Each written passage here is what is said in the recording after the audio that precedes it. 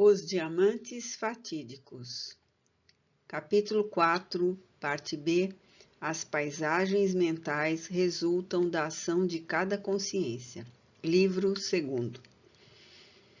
Com os olhos luminosos, como se fitasse uma claridade distante e poderosa, ela continuou. Uma noite, quando pensava muito na minha filhinha, às portas da loucura ante a sua falta, senti uma brisa agradável que me tranquilizou, levando-me a um torpor algo diferente do sono fisiológico. Nesse estado alterado de consciência, senti-me em um monte verdejante ao cair de uma tarde aureolada de cores. As vozes da natureza pareceram silenciar para permitir escutar o suave sibilar do vento macio. Enternecida e emocionada, fui induzida a orar. Nunca experimentara algo semelhante e penso que não mais voltarei a vivenciar tão preciosos momentos de êxtase. Eu não pensava, nem tinha necessidade de fazê-lo. Na prece, não havia palavras, eram sentimentos que se exteriorizavam da mente e do coração, como ondas de luz multicoloridas que me envolviam e se ampliavam à minha volta, permitindo-me ouvir maviosa música chegando-me de ignota região. No deslumbramento que me tomou, vi surgir inesperadamente um ser angélico, sorridente e afável, transparente e luminoso, que me aconselhou. Bendize a dor que te dilacera os sentimentos. Todas as aflições, todos os sofrimentos procedem do egoísmo e do desrespeito que o espírito se permite diante da lei de Deus. Acima de todas as coisas paira sempre soberana a justiça divina. É tão grandiosa essa legislação que nada ocorre por capricho do acaso. Desse modo, é necessário confiar. A coroa da glória somente pode ser ostentada após vencidas as batalhas que estão sendo travadas. Nunca desconfies da celeste providência. Tem coragem ante a crucificação que está sendo imposta, porque ela é justa. Não é a primeira vez que transitas no mundo com aquele que hoje te fere de morte. Perdoa-o, perdoa-te, a fim de tornares menos pesado o teu fardo de aflições. Jesus, que era inocente, não reclamou, não se justificou e perdoou a todos. A noite tempestuosa beneficia o amanhecer banhado de sol, tornando a atmosfera mais leve e mais transparente. Sempre é feliz aquele que resgata, que sofre, que confia e ama. Acercou-se mais de mim e, tocando-me a testa, convidou-me com energia. Agora vê a razão das tuas penas atuais. Um turbilhão interno operou-se em mim e pude acompanhar o desenrolar de toda uma existência em um átimo, como se estivesse viva e pulsante no meu cérebro, nessa região da memória espiritual que fora tocada. Pude reviver a experiência infeliz que me dizia respeito, quando sob o seu alfange e crueldade, não tive forças para resistir e abandonei-o de forma abominável. Fora eu, portanto, quem desencadeara antes a tempestade feroz que agora me surpreendia. Estarrecida comigo mesmo, logo estava de retorno à sensação feliz que me acometera, porém não mais desfrutando da tranquilidade anterior que sentira quando o venerável ser concluiu. Agora que sabes a razão por que sofres, reanima-te, prossegue no bem e confia em Deus. Nada justifica o crime da vingança. Se erraste em relação a ele e ao lar, a ele não cabia a odienta cobrança. Deus não necessita dos seres humanos para fazer justiça. Mas esses, precipitados, sempre optam pelo desforço, embora convidados ao perdão. É o que te sucede neste momento. Jamais penses em cobrança que a ti não compete executar. O amor supera todas as questões e manifestações perversas. Ama sempre e sofre com coragem, totalmente entregue a Deus que vela por ti e por todos, inclusive pelos teus inimigos, na condição de pai amoroso e vigilante. Eneida, outra vez, aquietou-se, a fim de concluir com emoção. O espírito sublime que me veio socorrer desfez-se diante dos meus olhos nublados de pranto, deixando um perfume inesquecível na aragem, que tomava conta da paisagem, agora transformando em noite estrelada.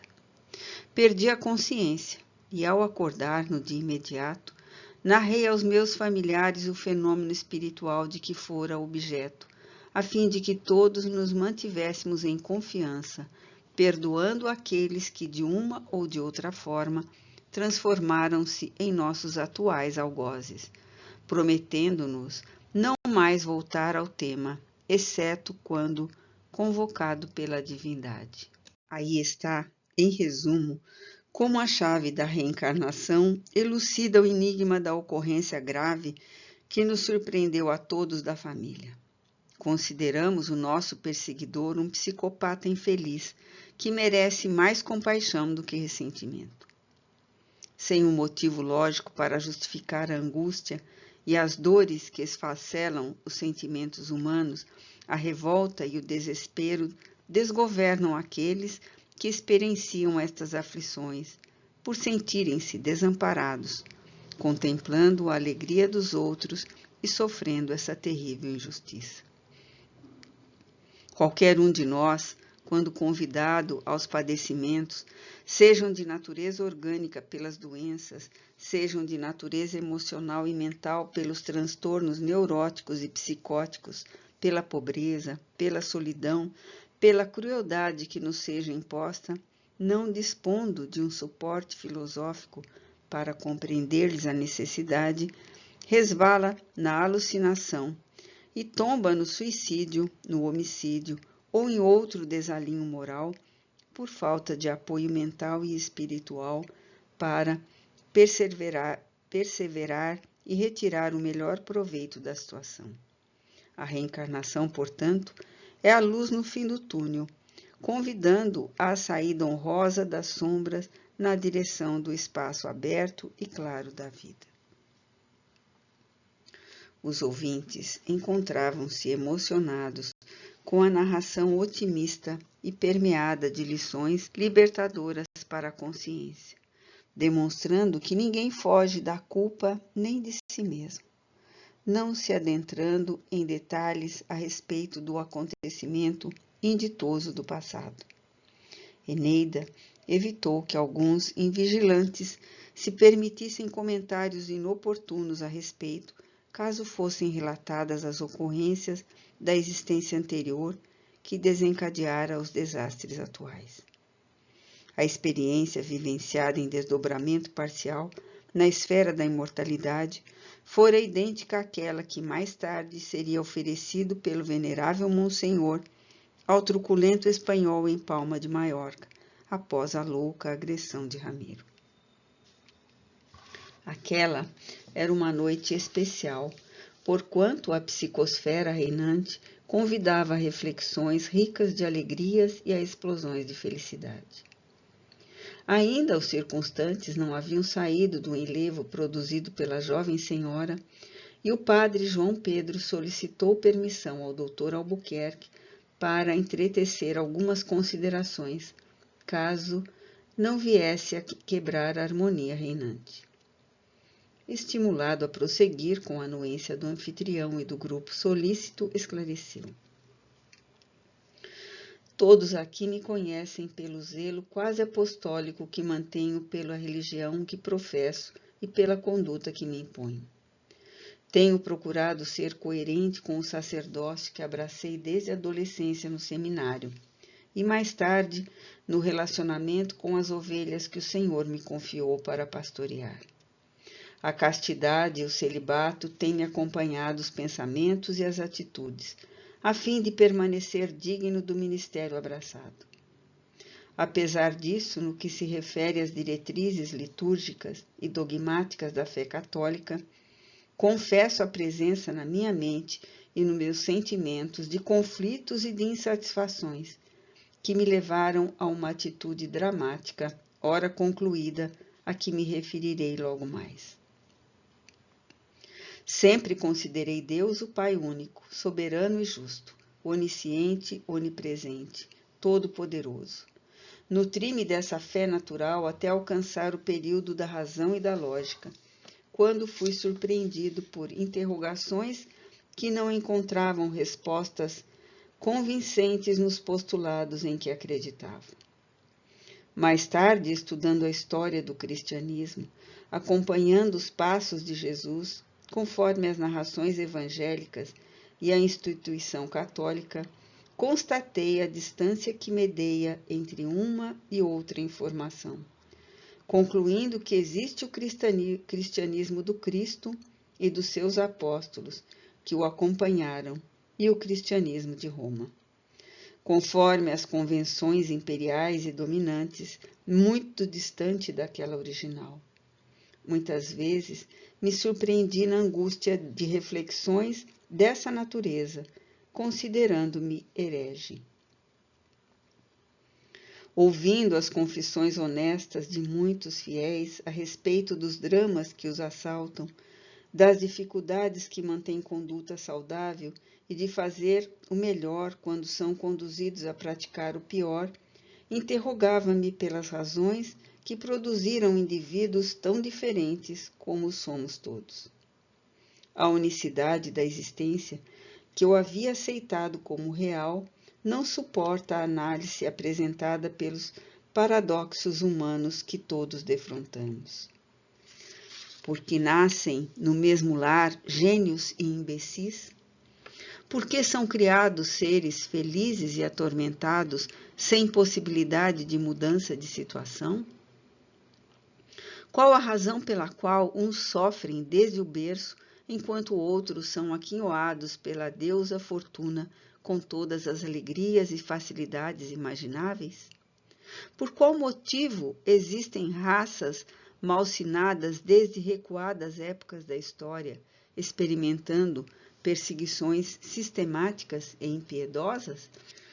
Como compreender a abundância excessiva e a miséria devastadora entre as criaturas, todas filhas do mesmo Pai? Por que ocorrem as mortes prematuras, os bons sofrendo sem cessar e os maus prosperando a olhos vistos?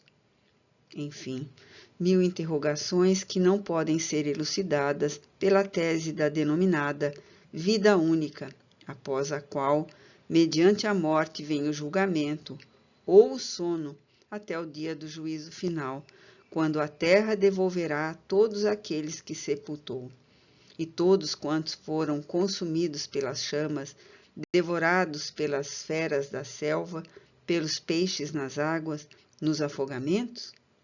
E as vítimas das explosões atômicas de Hiroshima e Nagasaki? Mas não se reduziam a apenas esses conflitos os meus tormentos de fé. Terei poder para absolver de todos os pecados aqueles que são criminosos perversos, sem que eles reparem os males causados, as destruições de vidas que se permitiram, apenas se apresentando arrependidos e recebendo uma leve penitência, como algumas orações e práticas religiosas? Para onde rumariam suas vítimas abandonadas pela religião e para onde seguirão após a morte os seus algozes? Um mesmo céu haverá para arrependidos e lutadores incansáveis? Um mesmo inferno existirá para os que praticaram crimes hediondos contra a humanidade e os que adulteraram, para o que respondem pelo sofrimento de milhares de pessoas e para o caluniador? Não apenas isso, mas também as liturgias, os sacramentos, como os meios únicos de salvação. E aqueles que se encontram em países e regiões onde não existem esses cultos, essas diretrizes religiosas, como encontrarão o céu de eterna felicidade? O dissertante olhou em volta e percebeu o interesse que suas palavras despertavam, calando fundo nos demais igualmente atormentados por dúvidas equivalentes. Fez uma interrupção no fluxo do discurso para continuar. A pompa religiosa e vaticana, o poder excessivo concedido a alguns sacerdotes que usufruem das regalias exageradas concedidas pela sociedade, o luxo abusivo, a indiferença pela pobreza, o silêncio ante os crimes praticados por povos e nações poderosos contra os indivíduos, não encontram refúgios no Evangelho em página alguma. Pelo contrário, recebem admoestações severas. A exigência da castidade e do celibato, violando a natureza biológica do ser humano, extrapola a condição de uma existência saudável, da necessidade de família, da experiência no lar. Foi então que aqui, ouvindo e estudando a reencarnação, o Evangelho libertado das imposições dos teólogos e intérpretes frustrados em relação às belezas da terra, que tornaram um lugar de desterro, quando em verdade é um abençoado paraíso, conforme a vejamos em nossas aspirações superiores. Resolvi deixar a sotaina, libertar-me dos votos e compromissos firmados com a Igreja Católica, assumindo a identidade de professor e de cidadão civil. Ele tinha ideia da surpresa que tomaria os amigos, conforme aconteceu. Por isso, novamente fez uma pausa significativa. O silêncio era geral, podendo-se ouvir a respiração opressa de alguns que frequentavam as reuniões, mas continuavam militantes da religião católica. Utilizando-se da expectativa que reinava, deu continuidade à informação. Há algum tempo resolvi encaminhar documento a Roma, solicitando a minha liberação. Essa atitude causou celeuma interna no convento em que me encontro, mas que felizmente não transpirou externamente. Após marchas e contramarchas, encontro-me liberado transitoriamente dos deveres sacerdotais, da concessão dos sacramentos, da celebração da missa e de outros ritos, podendo ainda retornar ou, por definitivo, deixar o sacerdócio. Apraz-me sobremaneira informar que me encontro feliz, perfeitamente livre para administrar a minha existência, buscando prosseguir, ensinando como tenho feito, embora reconheça as mudanças que serão operadas na minha vida, as reações de algumas pessoas bem-intencionadas e, por que não dizer, as perseguições que me serão desencadeadas. Nada obstante a sensação de liberdade que me toma, a alegria de haver compreendido e adotado esse comportamento claro e verdadeiro, sem máscara de santidade nem hipocrisia ante o meu próximo, conduzindo-me conforme acredito ser a melhor maneira, constitui-me verdadeira bênção, que Deus me confere em decorrência da lealdade e honradez com que me tenho conduzido.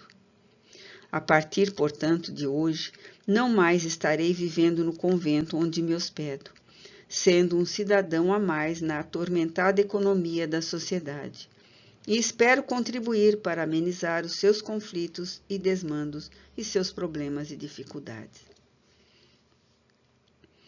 Quando encerrou a exposição, as pessoas estavam aturdidas, umas, outras quase estáticas, porquanto não esperavam que aqueles estudos pudessem produzir um efeito tão profundo no comportamento de alguém. O doutor Henrique, percebendo o que acontecia com os amigos, quebrou o silêncio, acercou-se de João Pedro e o abraçou efusivamente, parabenizando-o pela decisão tomada, no que foi acompanhado pelos familiares e mais alguns amigos que despertaram do choque. A seguir, o anfitrião esclareceu. Eu também, como é de todo sabido, passei pelos mesmos transes, por idênticos conflitos e dificuldades de harmonizar a crença antiga com as informações novas, optando pela conduta honesta e clara que me tem dignificado a existência. Respeito a Igreja e os seus ministros, seus fiéis, suas propostas, embora discordando de algumas das suas diretrizes religiosas, que reconheço como necessárias para a grande parte das criaturas que a frequentam.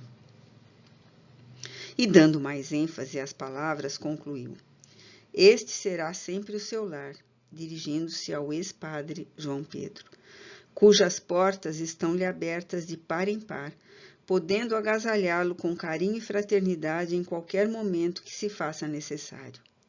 E se houver dificuldade em prosseguir no exercício da função de educador, por motivos que não valem a pena examinar, enquanto não lhe surgir outra atividade, haverá sempre um lugar para ganhar o pão em nossa empresa metalúrgica, não obstante pequena, com espaço para mais um trabalhador. Eneida, à semelhança dos demais presentes, foi acometida de um quase choque ante a notícia apresentada de maneira simples e concisa. Imediatamente se recordou do diálogo que mantiveram quando o então sacerdote lhe declarara o profundo amor que lhe devotava. Dona Evangelina providenciou canapés que foram servidos aos amigos, celebrando o acontecimento inesperado, enquanto os presentes, a pouco e pouco, se despediram buscando os próprios lares.